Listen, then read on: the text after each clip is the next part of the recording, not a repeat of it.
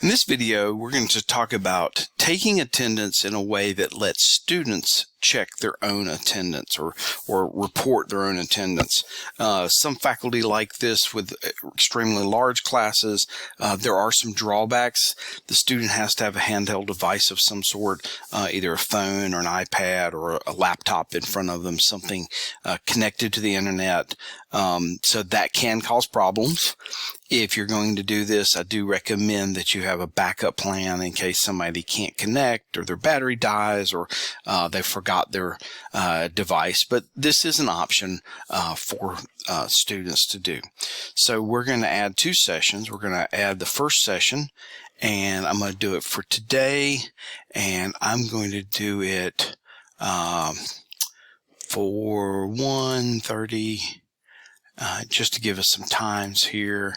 To 1400, and down here I'm going to allow student recording, and you have the option to let students update their own attendance, and if you do that, they can come back and make changes after the fact.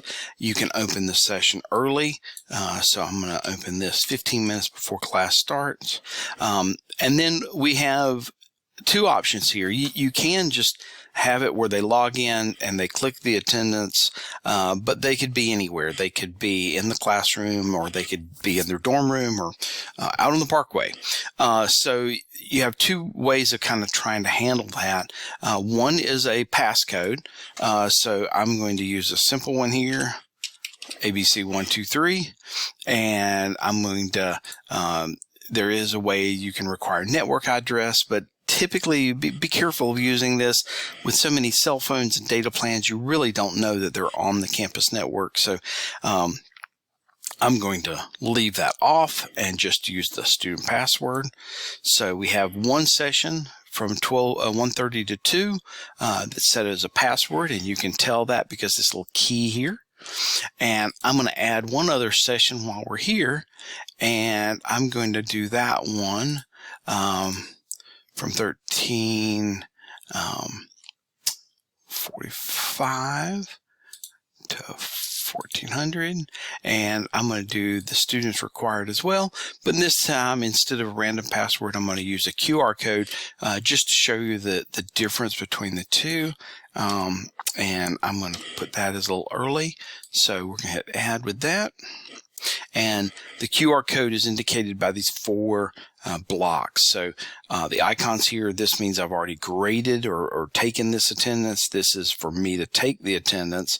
This is for a QR code for students and a password for students. So here I am logged in as a student into that same course. I'm going to go under attendance, and I've got two options down here. So I'm going to do the password one first. This one.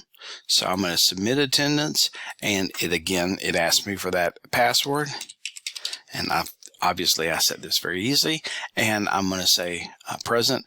Obviously the student won't answer if it's absent, and so that has been checked in for that. Now with the QR code, if I click this, it already knows who I am. I've already logged in, and I can select that.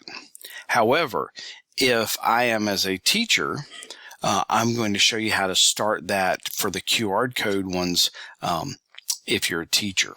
So I'm logged back in as a teacher here. I'm going to go to attendance, and I have this one with a QR code. So I'm going to go ahead and select that and open it in the same window, and this QR code appears. So if you were in the classroom, you would put this up on the projector, the QR code would there. If a student had a device with a camera, they could select by pointing the camera at the QR code, and it would log them in and let them access this, so it acts as a password to get into that.